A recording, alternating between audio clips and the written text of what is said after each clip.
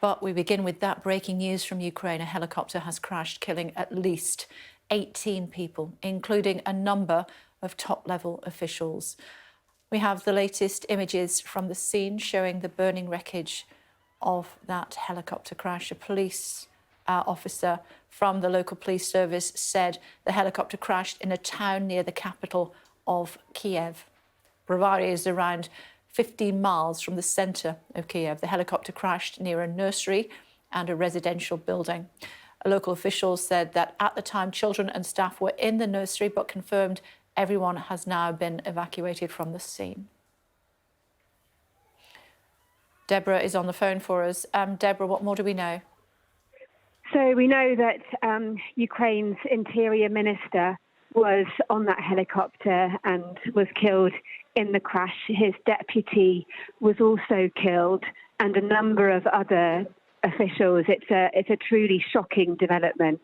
I think it's the first time since the full-scale invasion that you've got a top government minister killed. We don't know the cause of that helicopter crash, whether it was an accidental or whether it had been brought down as some result of the war. The fact that it was around the Kyiv area rather than closer to the actual active front lines was obviously a factor in terms of working out what actually happened, but absolutely shocking. We're seeing lots of tributes on social media already from colleagues of the Interior Minister. He's someone who was incredibly active, going to the sites, the most dangerous places of the country. I've met him a couple of times on my trips to Ukraine,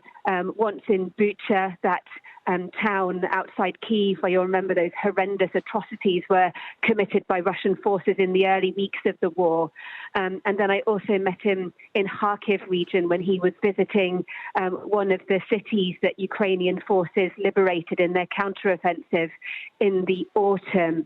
A sign of how this is a minister not sitting behind his desk, but a man who was absolutely around the country, actively involved in his country's efforts to fight Russia's invasion. OK, looking at the crash scene, we know that youngsters were in a nursery with their teachers at the time, residential area as well. The latest we're hearing that people on the ground are safe?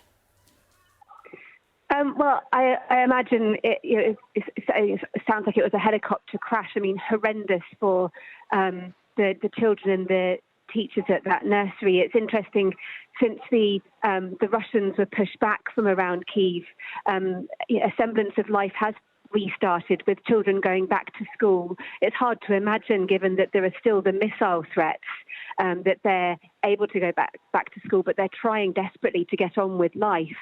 But absolutely terrifying. It's hard to imagine the idea of a helicopter just plunging down in the way that this has happened, but a really significant moment as well with the loss of this senior minister. And these ministers travelling around, as you said, you've seen him in varying parts of the country previously on your visits to Ukraine. It must be incredibly dangerous to travel by helicopter. Well, exactly. It's the fastest way to move around the country. Ukraine is vast, and the minister's time will be precious. But yes, each time they travel by helicopter, by car, they are putting their lives at risk. And these aren't military people. These are civilians in civilian jobs that obviously have now got military roles, given that the country is at war and martial law is in place. But it really underlines and brings to home the huge risk that the entire government is taking as they lead their country in this war. What sort of damage to the morale of the Ukrainian people do you think that these deaths will have? That's a really good question, because, like I said, I think it is the first time that a top government minister has died, and again, we don't know the reason for it.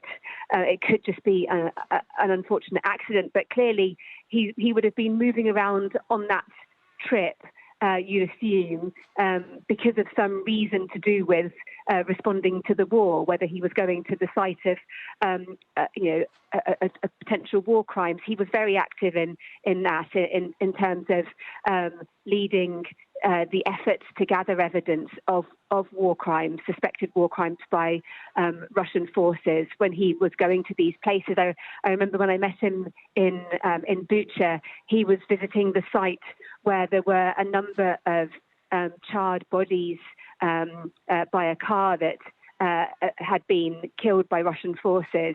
And so in terms of the damage to morale of people, of course it's going to be a huge blow when a senior official dies in this way. But equally, this country has lost so many good people, so many of their young on the front line fighting in this war, so many civilians killed by these missile attacks and artillery attacks by the Russian forces. And so as well as impacting morale, I imagine as well it would also just strengthen resolve to continue resisting.